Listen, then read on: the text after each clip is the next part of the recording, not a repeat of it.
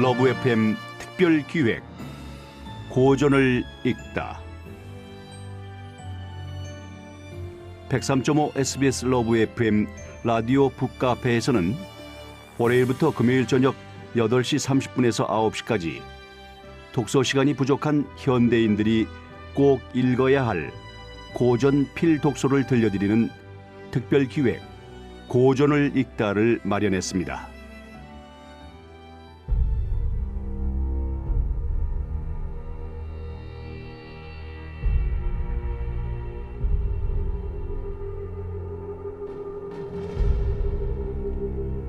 자고 일어나니 갑충류로 변신한 그레고리. 주인공 그레고리의 의식의 흐름이 내면 독백의 형식으로 서술된 카프카의 소설 변신. 초현실적이고 난해한 이 작품은 지극히 현실적으로 우리에게 다가오고 있다. 카프카의 변신 세 번째.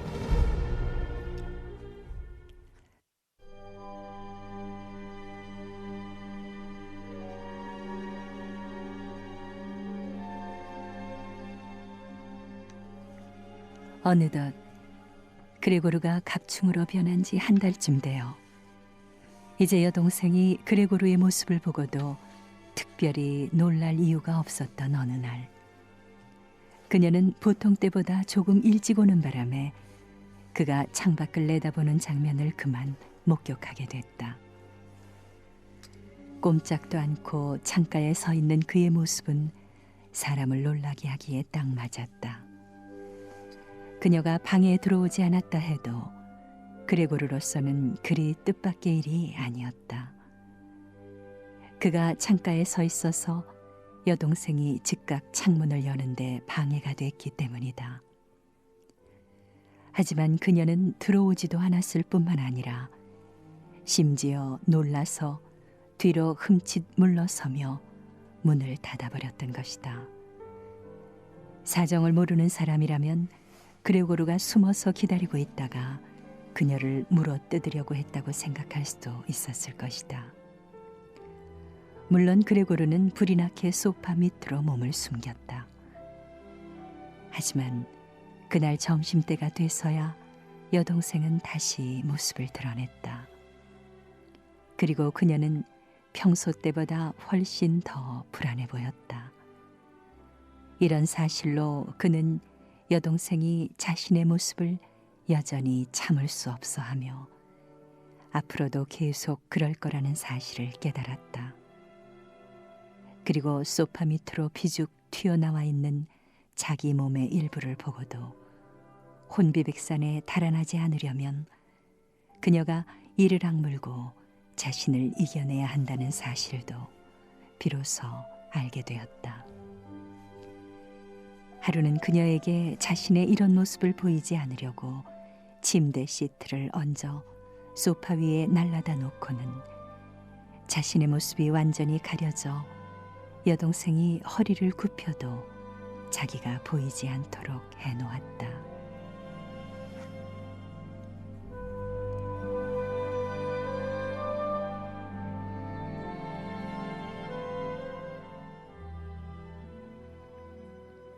처음 2주일 동안 부모님은 그의 방에 들어와 볼 엄두조차 내지 못했다.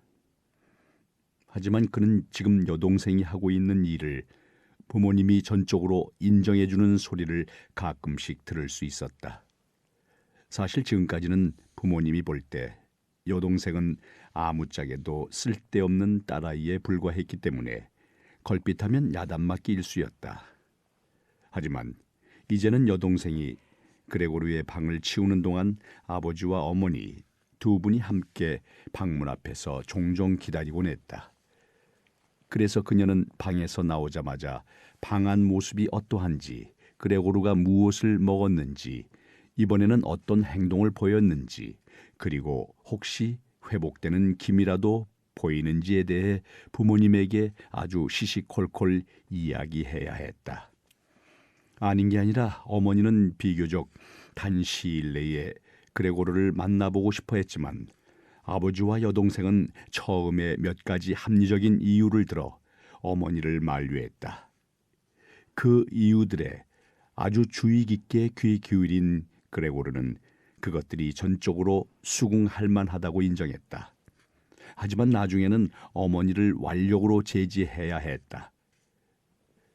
그러다가 어머니는 이렇게 소리치기도 했다. 그레고르한테 가게 해줘요. 걔는 불쌍한 내 아들이란 말이에요. 내가 걔한테 가겠다는 걸 왜 이해하지 못하는 거예요? 이러한 절규를 들은 그레고르는 어머니가 그렇다고 물론 매일은 아니더라도 일주일에 한 번쯤은 들어오는 게 좋지 않을까 생각했다. 누가 뭐래도 여동생보다는 어머니가 모든 일을 훨씬 더 잘 이해해 줄 것이다. 여동생은 비록 용기는 가상하다 해도 아직 어린애에 지나지 않은가. 그리고 그녀가 이렇게 막중한 임무를 떠맡은 것도 따지고 보면 단지 어린애처럼 경솔해서 그랬는지도 모른다.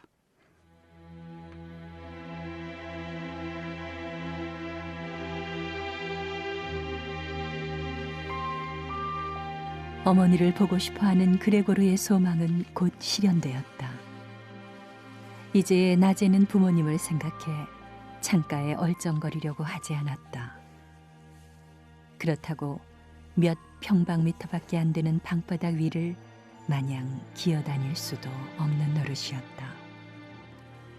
가만히 누워있는 일은 이젠 밤에도 견디기 힘들었고, 음식을 먹는 일도 얼마 가지 않아 조금도 즐거움을 안겨주지 못했다. 그리하여 그는 심심풀이 삼아 벽과 천장을 종횡무진으로 기어다니는 습관을 들이게 됐다. 특히 천장에 매달려 있는 것을 좋아했다.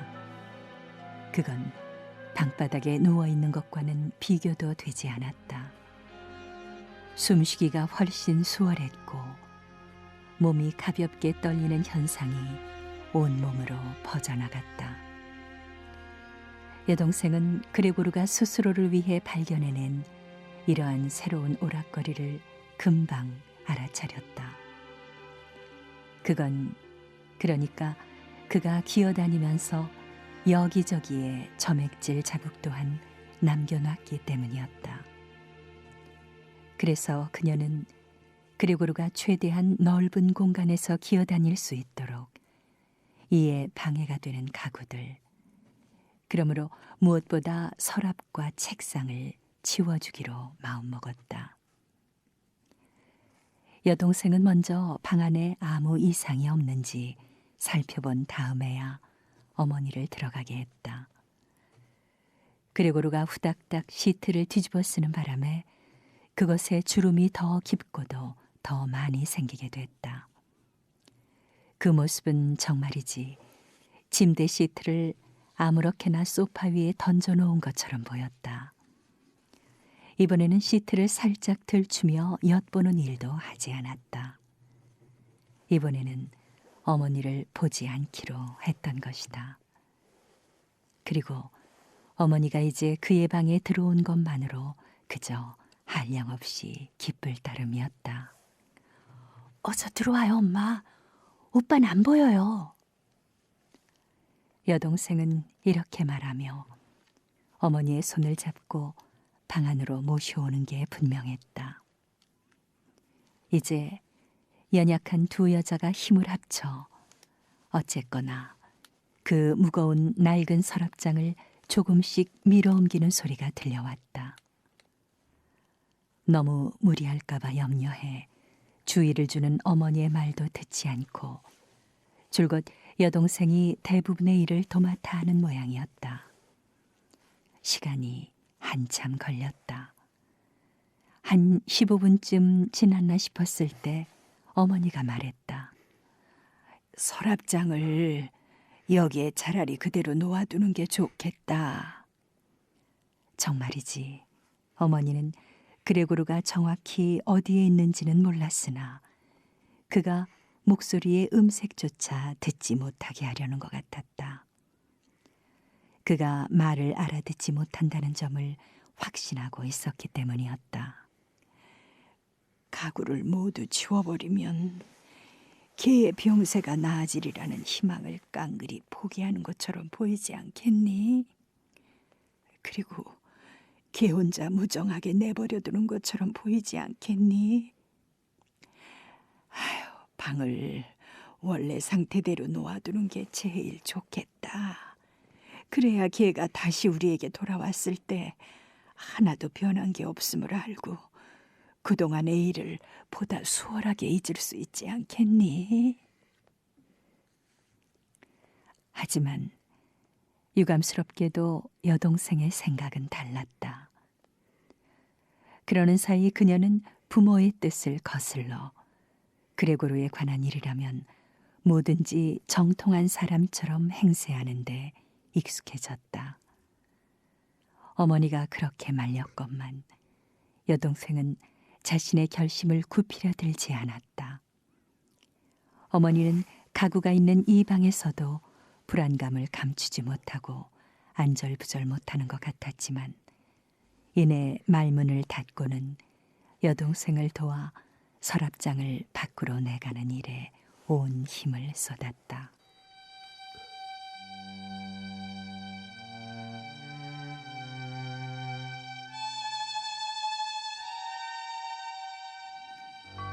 그레고르는 무슨 특별한 일이 벌어지는 것이 아니라 가구가 몇 점 옮겨지는 것뿐이라고 몇 번이고 자신을 타일렀다. 그렇지만 그가 곧 인정하지 않을 수 없었듯이 두 여자가 왔다 갔다 하는 소리, 조그만 목소리로 서로를 부르는 소리, 가구가 바닥에 긁히는 소리 등이 한데 어우러져 사방에서 큰 소동이 벌어지며 그를 향해 달려드는 듯한 기분이었다. 머리와 다리를 최대한 잡아당기고 몸을 바닥에 바짝 붙이고 있었지만 이 모든 자세를 오래 견디지 못할 것임을 어쩔 수 없이 인정하지 않을 수 없었다. 어머니와 여동생은 그의 방에 있던 가구를 치우고 있었고 그와 정이 든 물건을 죄다 앗아가고 있었다. 실톱이며 다른 공구들이 든 서랍장은 이미 밖으로 들려나갔다. 이제 방바닥에 단단히 북박여 있는 책상마저 드러내려는 참이었다.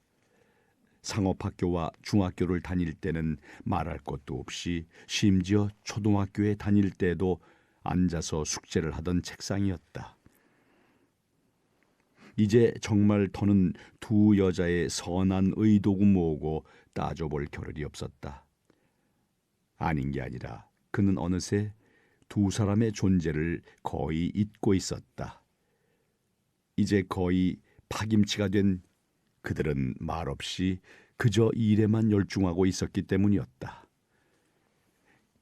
그들이 더듬거리며 힘겹게 발을 떼는 소리만이 들려올 뿐이었다.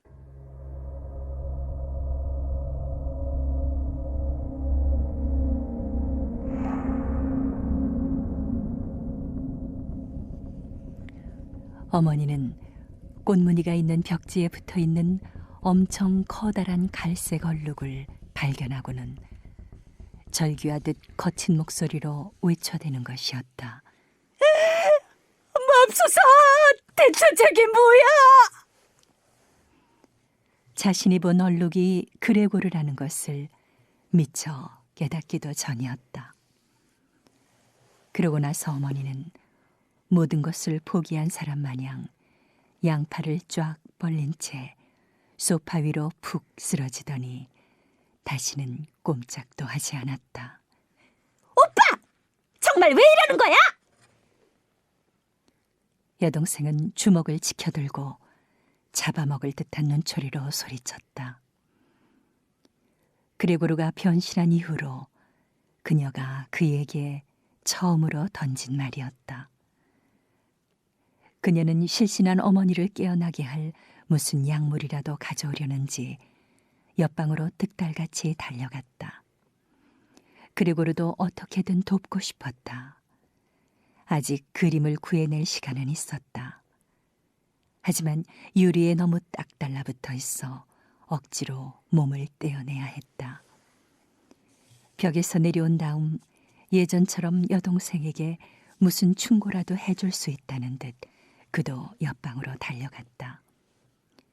하지만 막상 가서는 그녀 뒤에 우두커니 서 있을 수밖에 없었다. 그녀는 여러 가지 조그만 병들을 마구 뒤지다가 문득 뒤를 돌아보고는 또 소스라치게 놀라고 말았다. 그 바람에 병 하나가 바닥에 떨어져 산산조각이 나고 말았다. 깨진 병 조각에 그레고르는 그만 얼굴을 다치고 말았다. 뭔지 모를 부식성 약품이 그의 주위에 흐르고 있었다. 그녀는 더는 우물쭈물하지 않고 집어들 수 있을 만큼 조그만 약병들을 두 손 가득 들고는 어머니가 쓰러져 있는 방으로 달려들어갔다. 그러고는 발로 문을 쾅 닫아버렸다. 이제 그레고르는 어머니와 떨어져 있게 되고 말았다.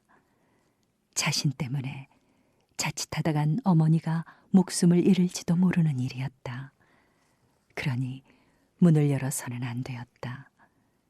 그는 어머니 옆에 붙어 있어야 하는 여동생을 다시 쫓아내고 싶지 않았다. 그는 이제 아무 일도 하지 않고 그냥 기다리는 수밖에 없었다. 자책감과 걱정에 시달리며 여기저기를 기어다니기 시작했다. 벽이며 가구며 천장이고 할 것 없이 닥치는 대로 마구 기어다녔다.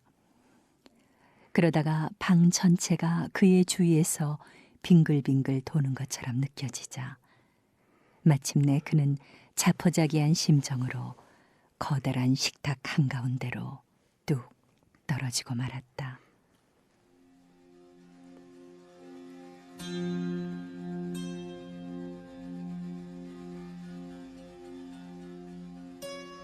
얼마간의 시간이 흘렀다.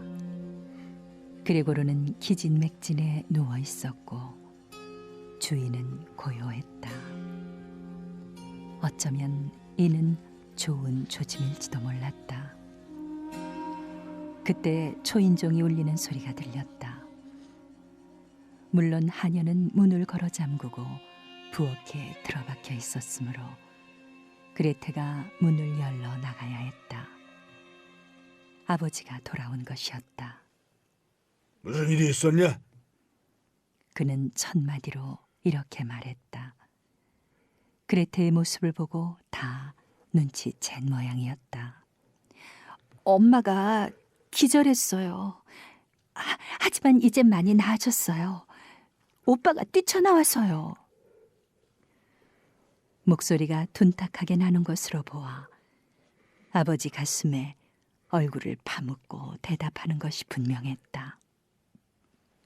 내가 그럴 줄 알았다.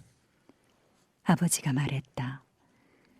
그레고르의 생각으로는 아버지가 그레테의 아주 짤막한 이야기를 듣고 나쁘게 해석해 그레고르가 무슨 폭행이라도 저지른 것으로 미루어 짐작하고 있는 것이 분명했다. 그 때문에 이제 그레고르는 어떻게든 아버지의 흥분을 가라앉혀야 했다. 아버지에게 진상을 깨우쳐줄 시간도 그럴 가능성도 없었기 때문이었다.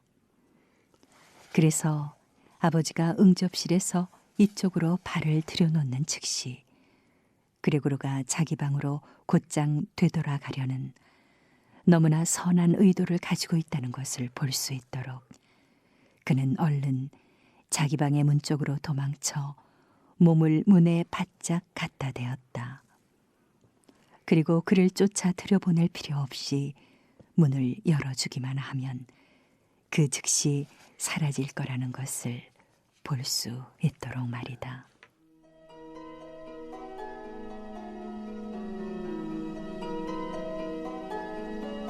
그러나 아버지는 그렇게 고상한 의도까지 알아차릴 기분이 아니었다. 아이, 집 안으로 들어서자마자 그는 화가 나기도 하고 기쁘기도 하다는 어조로 소리쳤다. 그레고르는 고개를 돌려 아버지 쪽을 쳐다보았다. 그는 지금 저기에 서 있는 것과 같은 아버지의 모습을 정말이지 상상도 하지 못했다.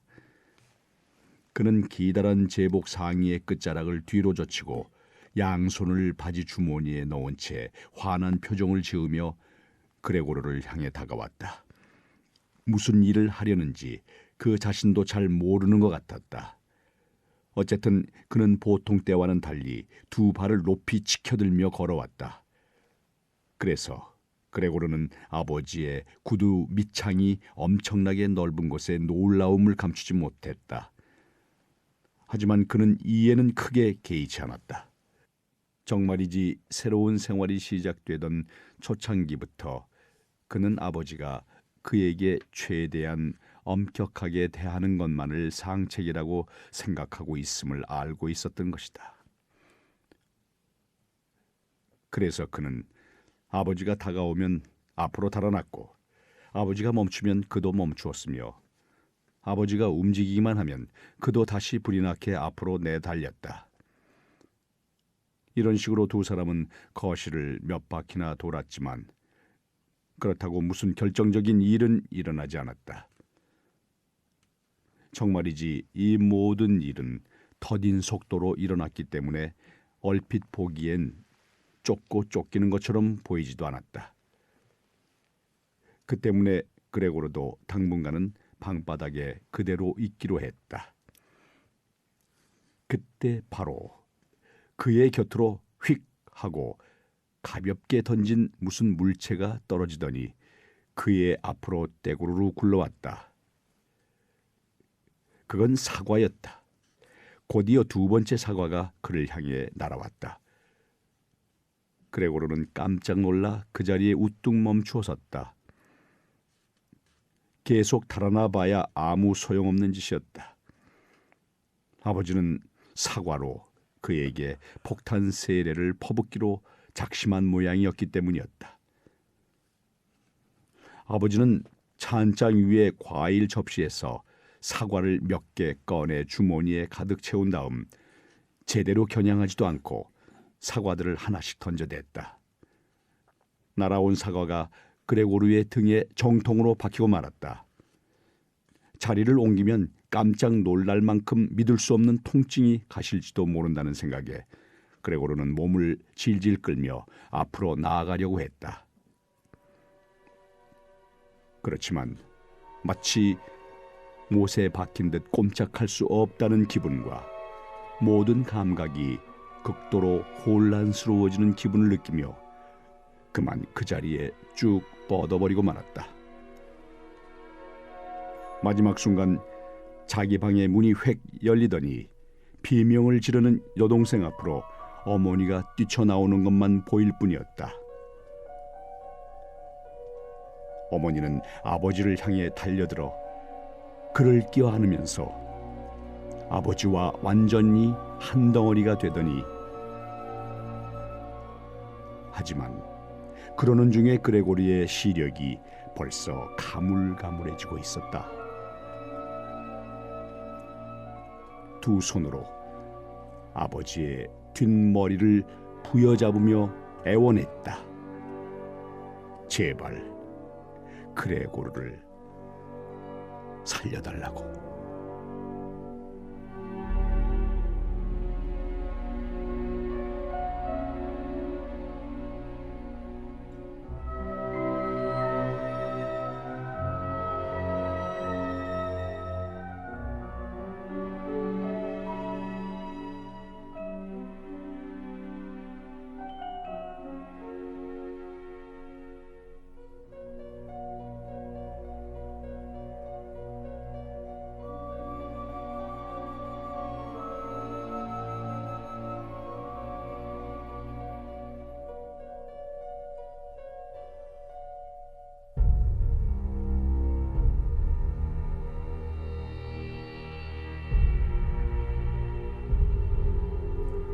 SBS 러브 FM 특별기획 고전을 읽다.